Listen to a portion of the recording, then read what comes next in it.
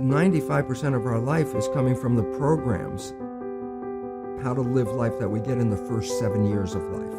And that's why poor people stay poor and rich people stay rich. The movie The Matrix is not science fiction. It's a documentary. Every human, and it's a fact, every human first 7 years is download hypnosis. The brain of a child under 7 is in a lower vibrational frequency. When you put wires on a person's head, you read electroencephalograph, reading brain activity. A child below 7 has a lower vibration than consciousness. It's called theta. Theta is imagination. Oh, that's how kids play a tea party with mud pies, but to them it's a real thing. A kid rides a broom, it's a horse. That's theta, imagination. Theta is also hypnosis.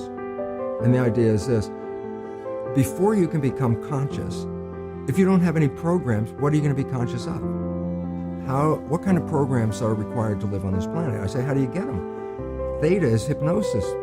You just watch. You watch your parents, you watch your siblings, and your community, because you have to learn how many 100,000 rules. Think about it. Just to be a functional member of a family and a functional member of a community, there are rules. Teach an infant these rules. It's like, oh, you don't have to. First 7 years, they observe it and just download it. Look, this is not new. I mean, there's the famous book, Rich Dad, Poor Dad. Sure. And basically said you come from a poor family and you could struggle your whole life and try to get rich, but you're not going to make it. And if you come from a rich family, you could be stupid your whole life and make it. Not because it was thinking, but it was unconscious behavior that was downloaded from rich families into kids. They're making the right moves unconsciously, but it's unconscious. And that's the same thing with poor people. Poor people have beliefs from the family. Oh, you can't make it. Life's a struggle. Things are hard. Who do you think you are? And if that's the program you get, then 95% of the day you will sabotage yourself. And that's why poor people stay poor and rich people stay rich, because the programming. 95% of our life, this is a fact, comes from those programs in the subconscious. Every day, only about 5% of their life are you using conscious, which is creative.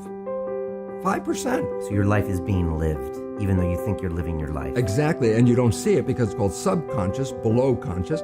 And the Jesuits, for 400 years, they were boasting, and people didn't understand. They say, give me a child until it's 7 and I will show you the man.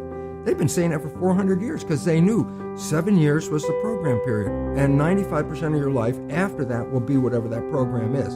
You don't have to try and think about what happened. I just say, look at your life.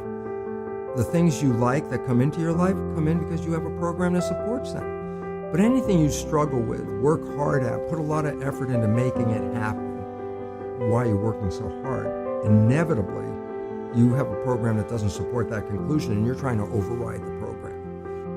The conscious mind is creative and can learn in any number of ways. Read a self-help book, go to a lecture, listen to this program, and conscious mind's going to get some awareness. And I go, yeah, but subconscious mind doesn't learn that way. I go, right, it doesn't. Subconscious mind learns in 2 fundamental ways naturally.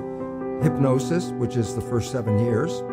And after age 7, how do you put new programs in? Repetition. Practice. You want to drive a car, you didn't learn how by just getting in the seat and put the key in. You had to practice driving the car. You want to learn the alphabet. How many times did you go from A to Z? Try to go to A to Z before you can complete it. And once you completed it, you didn't have to go back and do it again. So 2 phases. You want to train the subconscious mind. Hypnosis, repetition. I like the last one because there's a new phrase that's bandied about called fake it till you make it. Meaning, if you're not a happy person, I say, you want to be a happy person? Then repeat all the time, I'm happy, I'm happy. I say, well, you don't look happy or anything. You say, no, who am I talking to? By repetition, I'm talking to subconscious. Okay. If subconscious gets, I am happy, and 95% of your life comes from that subconscious, there will be a point once the subconscious got, I am happy, you don't have to say it again. Okay. It'll be automatic. And that's why we see people do affirmations and gratitude journals and stuff, because if you do that daily... It's repetitive, and that's the secret part. Putting a sticky note on the refrigerator is more like a suggestion, but it's not a repetition. So it doesn't work very well.